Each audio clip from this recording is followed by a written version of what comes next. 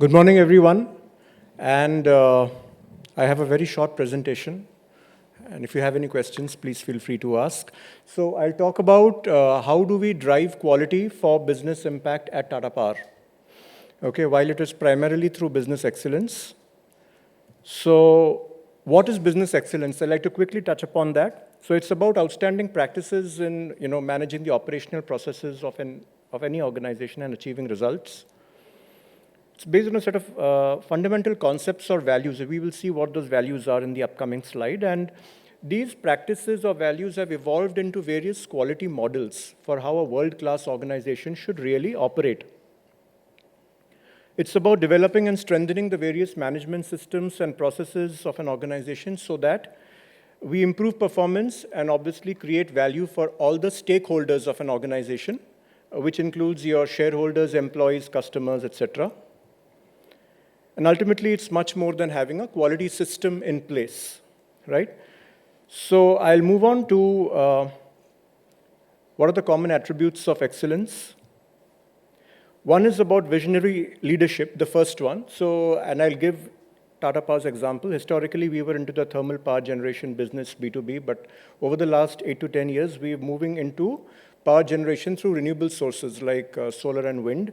And 40% of our generation is through renewable sources today. Plus, we're also moving into B2C businesses like setting up EV charging infrastructure, home automation products, solar rooftop, etc. Agility and resilience, obviously, no company would survive if they're not agile and resilient in uncertain times, like, for example, which we faced recently in the COVID pandemic. Customer-focused excellence. So our first mission statement is keeping the customer at the center of all we do.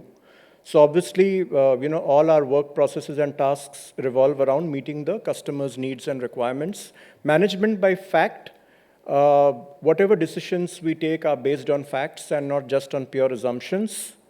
Valuing people, obviously having employee-friendly policies and procedures in place. Delivering value and results to our stakeholders, as we just spoke about. Ultimately, we may have the best-in-class processes, but they need to deliver value to our stakeholders. Societal responsibility, we do a lot of CSR in terms of developing the communities in and around our operational areas. Focusing on success and having innovative practices. Organizational learning, encouraging cross-learning within the organization as well as from outside. Ethics and transparency. So ethics, we're as part of the Tata Group, we pride ourselves on our ethics. And of course, transparency and communication. And finally, having a systems perspective where all divisions, functions of the organization work in close conjunction with each other so as to achieve the organizational objectives. We drive quality through the Tata Business Excellence model. It's based on the Malcolm Baldrige performance excellence criteria, as our friend here was referring to some time back, right? This covers all business aspects which are present in any organization, no matter how big or small, which range from leadership, strategy, customers, information systems, people, safety, and of course, your day-to-day operations. It encourages continuous improvements through a formal system of benchmarking and assessment. All Tata companies use this model to assess excellence and improve their performance, and it's like a kind of a glue which binds all the Tata Group companies across the world. So what do we do? How do we help the organization? So we have 4 quality drivers, as we call them. One is the Tata Business Excellence Assessment and Action Planning based on the results of that. We do that once every 2 to 3 years. Process management, so we have documented enterprise process management system, wherein, we actually, to, make it very simple, list down the various processes that we had in a documented manner, which covers all elements, right from your FMEAs to, the various SOPs to work instructions, all of that. Improvement management, Sankalp is a homegrown improvement management system that we have. Six Sigma, we are all aware. Laser and Delta are again 2 homegrown initiatives, and I'll touch upon that shortly. We also encourage organizational learning both within and from outside the organization through our knowledge management portal, best practice challenges in business clusters, and benchmarking. What is Sankalp? So Sankalp is basically a cost optimization or a cost reduction process. It's based on a total operational performance methodology. It's a strategic improvement program, which is spread over phases. And this focuses on strategic issues and cost reduction.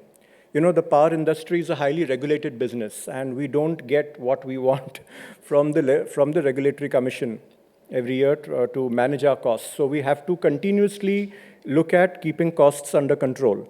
Six Sigma, we are all aware, and laser is something which we operate at a shop floor level. So this includes your contract workforce also, who are involved in various small improvement projects which they can execute on a regular basis.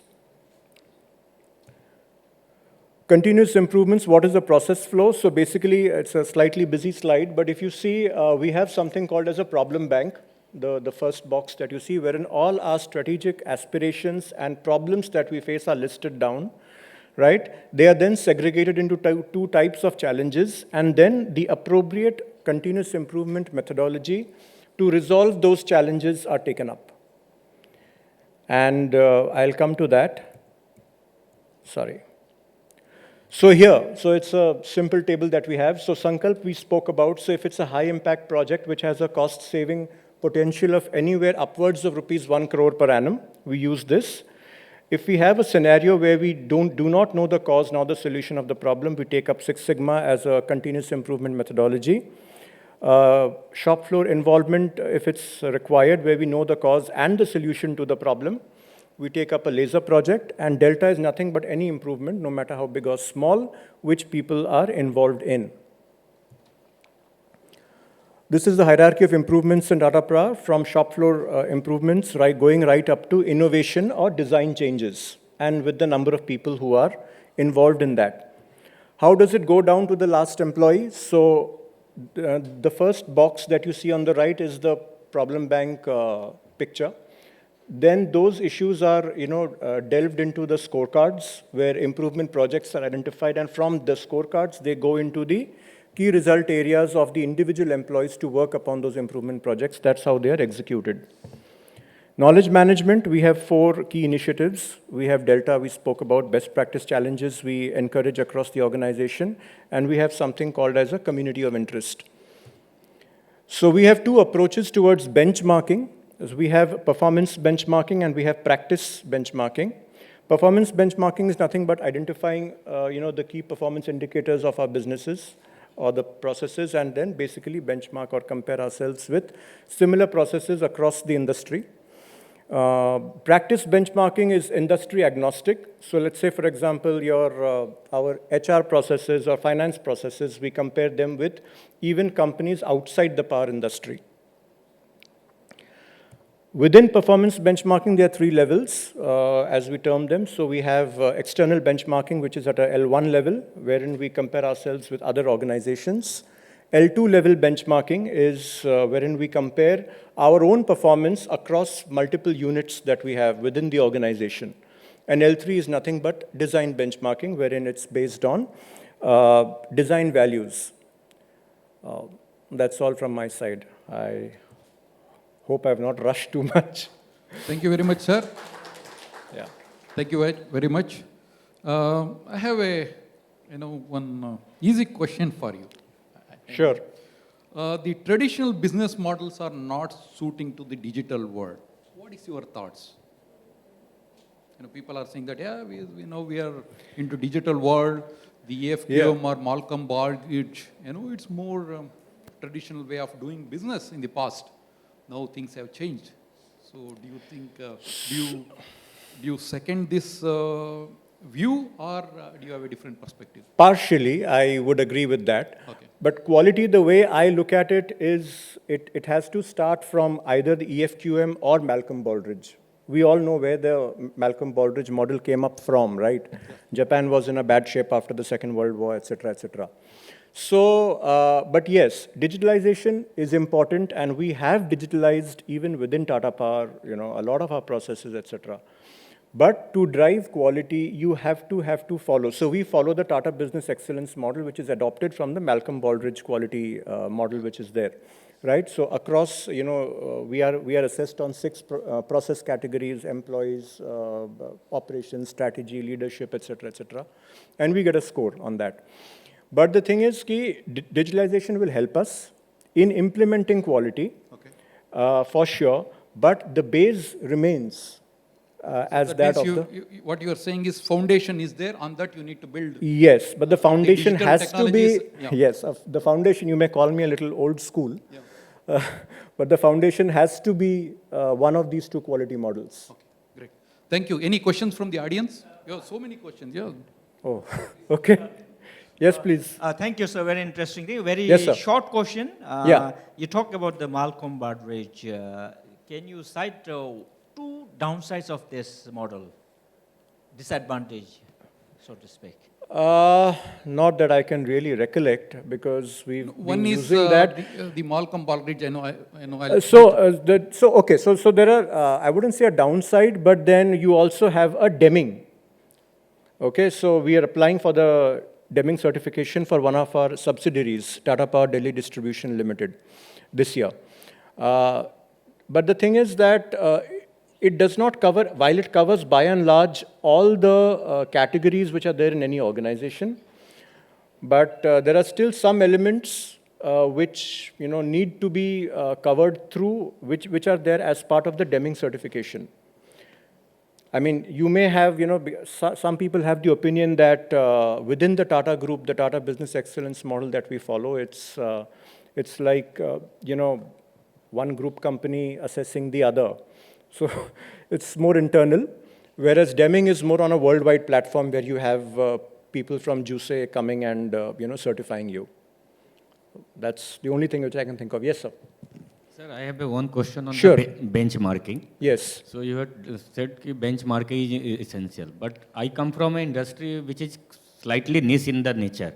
Okay. Where the outside data is not easily available. Right. So I come from a worsted industry where suits are getting manufactured. Okay. And there are very few manufacturers in India which are manufacturing these products. So we have always a problem in benchmarking the same. Although we have 2-3 plants among Right. which we do the L2 kind of Correct. benchmarking. But benchmarking from outside is slightly become difficult for us. So in this case, what we should do?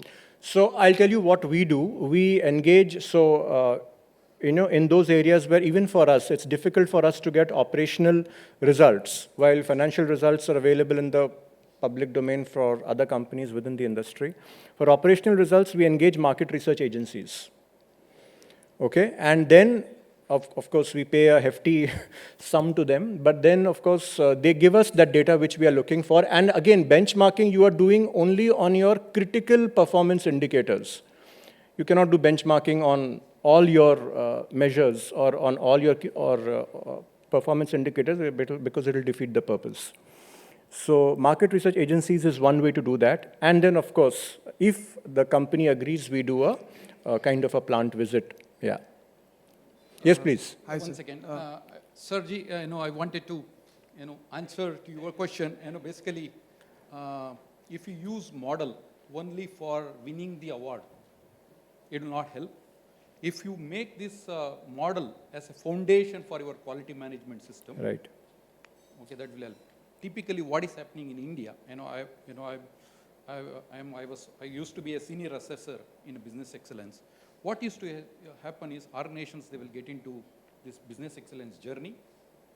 They will try to get an award, then afterwards they will forget. Okay, that will not help. You need to make business excellence as a foundation. Then if the foundation is strong, then organization will go a long way. That's what I would like to Absolutely. complement with this answer. Yes. Yeah, Yes. please. Thank you. Sir, Yes, please. just wanted to understand, it was a pretty amazing one. To be very honest, we also learned a lot of stuff here. Thank you. I would just like to understand one thing, that Can you- why are we... Can you hold the mic, please? Yeah, so I just want to understand one thing, that, why are we not using a combination of Lean Six Sigma and only Six Sigma? If you look at the slide here, Right. there's no Lean here.